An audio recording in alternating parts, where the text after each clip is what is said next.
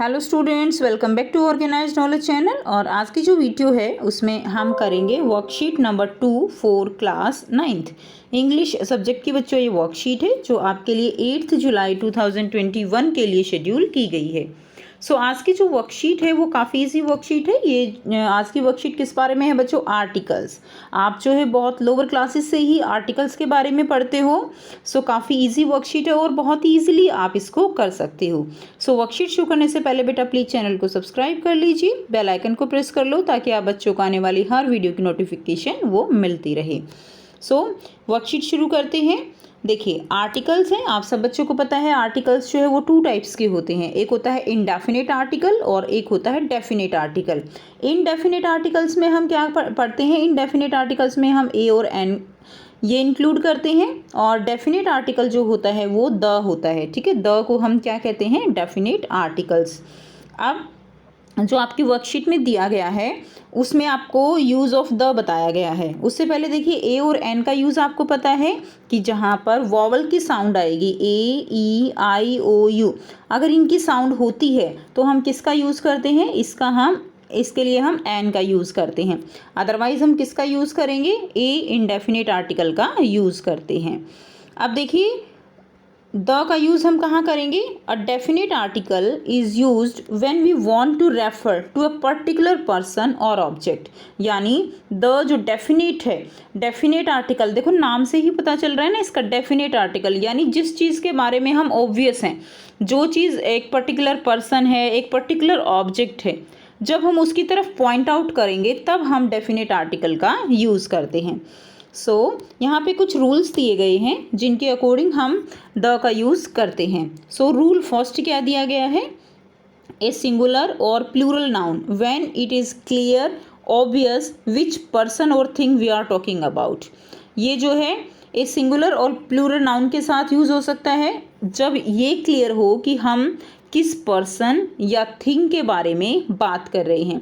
यानी इसके लिए हम कह सकते हैं कि जब थिंग्स ऑब्वियस हों यानी डेफिनेट हों तब हम इसमें द का यूज़ करते हैं। एग्जाम्पल दिया गया है, the exercise you did today was difficult. The exercise you did यानी जो एक्सरसाइज तुमने आज की थी, दैट वाज डिफ़िकल्ट। यहाँ पे स्पेशली उसी एक्सरसाइज के बारे में बात कर रहे हैं जो डिफ़िकल्ट थी, सारी एक्सरसाइज की बात नहीं हो रही है। उसी एक्सरसाइज की बात कर रहे हैं, तो इसीलिए क्या यूज़ किया? The exercise. यानी ये जो द यहाँ पे डेफिनेट आर्टिकल है ये उसी एक्सरसाइज को पॉइंट आउट कर रहा है। ठीक है, इसमें और भी आप एग्जाम्पल ले सकते हो। जैसे देखिए, अगर हम बात करते हैं दिस इज़ अ पेन। ठीक है, दिस इज़ अ पेन। अब ये क्या है? पेन के लिए हमने ए का यूज़ किया। अब मैं बात करती हूँ this is the pen, this is the pen. ठीक है, अब मैं द का यूज़ कर रही हूँ। This is the pen which I got on my birthday. ठीक है, ऑन माई बर्थडे। तो इन दोनों में क्या डिफरेंस है? इन दोनों में डिफरेंस ये है कि ये जो है एक नॉर्मल पेन के लिए बोला गया है, और ये जो बात है ये उसी पेन की बात हो रही है जो पेन किसको मुझे मेरे बर्थडे पर मिला था। तो यानी ये क्या हो गया? ये ऑब्वियस उसी पेन के बारे में बात हो गई, तो इसीलिए हमने किसका यूज़ किया? द का पेन यूज़ किया। नेक्स्ट रूल देखिए, uncountable nouns when a particular और definite reference is made to them. यानी ये अनकाउंटेबल नाउन्स जब एक पर्टिकुलर डेफिनेट रेफरेंस हम देते हैं। ठीक है, द मिल्क इज़ टेस्टी। अब हम रेफरेंस दे रहे हैं, टेस्टी क्या है? मिल्क है। तो इसके लिए भी हमने किसका यूज़ किया? द का यूज़ किया for the uncountable nouns. Third rule क्या है? Adjective in the superlative degrees. देखो बच्चों, adjective in the superlative degree जो होती हैं, जैसे अब देखिए, Rohan is the best athlete in our school team. तो बेस्ट एथलीट यानी जो है रोहन एक यहाँ पे बेस्ट एथलीट है उनकी स्कूल की टीम का, तो इसके लिए क्या यूज़ किया? बेस्ट का यूज़ किया, जो कि क्या है? सुपरलेटिव डिग्री है। तो यहाँ पे स्पेसिफिक सुपरलेटिव डिग्रीज के साथ किसका यूज़ होगा? द का यूज़ होता है। ठीक है, नेक्स्ट देखिए, समथिंग दैट इज़ यूनिक और देयर इज़ ओनली वन। तो उन चीज़ों के लिए भी द का यूज़ करते हैं जो यूनिक हैं और वन है, लाइक द सन। सन एक ही है, लाइक द मून। ठीक है, तो यूनिक चीज़ें हों या एक ही चीज़ हो, उसके लिए भी हम द का यूज़ करते हैं। नेक्स्ट देखिए, number 5, names of rivers, seas, ocean, mountain ranges and desert, always in capitals, इनके कैपिटल से लिखा जाता है। और रिवर्स, ओशन, माउंटेन रेंजेस, इन सब के लिए किसका यूज़ करते हैं? इन सब के लिए भी हम द का यूज़ करते हैं। नेक्स्ट देखिए नंबर 6 है rule, noun that represent the whole class, यानी ऐसी नाउन जो पूरी क्लास को रिप्रेजेंट करती हैं। Like the tiger is our national animal. अब देखिए टाइगर जो है पूरी क्लास को क्या कर रहा है? पूरी क्लास को रिप्रेजेंट कर रहा है। यहाँ पे केवल एक टाइगर की बात नहीं हो रही है, पूरी क्लास जो टाइगर की है उन सब के बारे में बात हो रही है। तो ये क्या हो जाएगा? ये जो है इस तरह से हम इनके साथ भी जो पूरी क्लास को डिनोट कर रहा है डेफिनेट आर्टिकल का यूज़ करते हैं। नेक्स्ट देखिए डायरेक्शंस, डायरेक्शंस यानी कार्डिनल पॉइंट्स। तो डायरेक्शंस के साथ भी हम किसका यूज़ करते हैं? द का यूज़ करते हैं, क्योंकि डायरेक्शंस भी क्या है? एक स्पेसिफिक डायरेक्शन ही होगी, ठीक है, एक पर्टिकुलर डायरेक्शन की तरफ ही हम पॉइंट आउट करेंगे। जब हम डायरेक्शन का नाम लेंगे तो उसके लिए भी द का यूज़ होगा। अब देखिए यहाँ पे आपको कुछ जो है फिलअप्स दिए गए हैं जो काफ़ी इजी हैं और आप इजीली इनको कर सकते हो।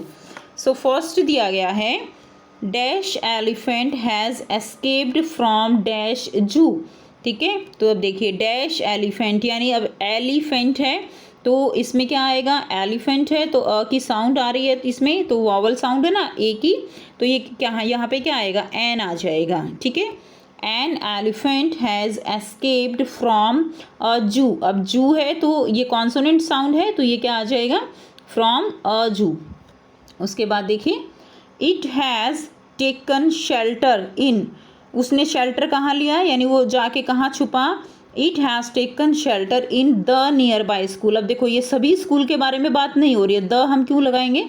यहाँ पे सभी स्कूल की बात नहीं हो रही है, यहाँ पे उस स्कूल की बात कर रहे हैं जहाँ पर जो एलिफेंट है उसने शेल्टर लिया, वो जाके वहाँ पे जो है रुका, ठीक है। Everyone in dash neighbourhood seems to be extremely scared. अब एवरीवन इन द नेबरहुड, अब हम द क्यों लगा रहे हैं? क्योंकि फिर से स्पेसिफाई कर रहे हैं कि वहाँ का एरिया जो नेबरहुड का एरिया था, ठीक है। तो यहाँ पे भी किसका यूज़ करेंगे? द का। Everyone in the neighborhood seems to be extremely scared. No one is ready to face the elephant. फिर से द आएगा क्योंकि उसी एलिफेंट की बात कर रहे हैं हम कि कोई भी उसको फेस नहीं करना चाहता था, ठीक है। नेक्स्ट देखिए dash zoo officials have been called to capture dash elephant. So the zoo officials, यहाँ पे भी क्या आएगा? The zoo officials have been called to capture the elephant, तो यहाँ पे भी द का यूज़ करेंगे। सो इस तरह से आप इसको अपनी कॉपी में लिख लेंगे। सी पार्ट देखिए fill in the blanks with the suitable article a and the. So यहाँ पे फिल करेंगे ए एंड द।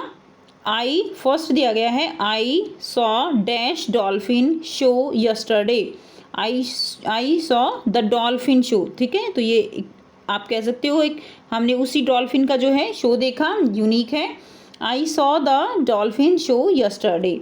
नेक्स्ट है हिस्टोरिकल बिल्डिंग का नाम दिया गया है red fort is situated in Delhi. तो हिस्टोरिकल के साथ क्या आएगा? द रेड फोर्ट, ठीक है ना। द एक ही है red fort, so the red fort is situated in Delhi. Third दिया गया है Ram helped dash old man in crossing dash road.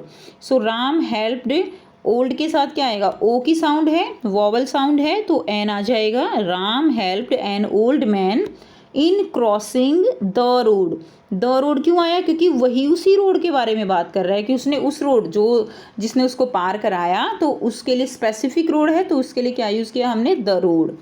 Next देखिए we have dash beautiful garden. We have dash beautiful garden, B है consonant sound है। We have a beautiful garden dash garden is full of roses. अब उस garden के बारे में बात हो रही है ना, जो गार्डन ब्यूटीफुल है उसी गार्डन के बारे में बात हो रही है, तो क्या आ जाएगा? द गार्डन, वही garden. The garden is full of roses. Next देखिए number 5 there is dash little milk. Dash यानी there is a little milk, ठीक है। कॉन्सोनेंट साउंड है, there is a little milk, तो हम इंडेफिनिट आर्टिकल का use करेंगे। There is a little milk in the jar, उस जार की बात हो रही है तो इन द जार। नेक्स्ट देखिए number 6 I saw dash accident, I saw accident है तो बेटा वॉवल साउंड है, I saw an accident of a car. C जो है किसकी साउंड है, यहाँ पे क की साउंड यानी कॉन्सोनेंट साउंड है, तो I saw an accident of a car. So इस तरह से आप इसमें आर्टिकल्स फिल कर लेंगे। सो ये थी आपकी आज की वर्कशीट। आई होप स्टूडेंट्स आपको बिल्कुल क्लियर है, काफ़ी इजी है, आर्टिकल्स तो बहुत इजी है। आई थिंक ग्रामर का सबसे इजी टॉपिक आर्टिकल्स ही काउंट होता है, ठीक है। तो काफ़ी इजी है, आप इसको आसानी से जो है और भी प्रैक्टिस कीजिए अपनी ग्रामर की बुक लेकर। अगर वीडियो अच्छी लगी तो लाइक कर दीजिए, शेयर कर लीजिए एंड चैनल को सब्सक्राइब कर लीजिए। थैंक्स फॉर वॉचिंग स्टूडेंट्स, मिलते हैं नेक्स्ट वीडियो में, टेक केयर।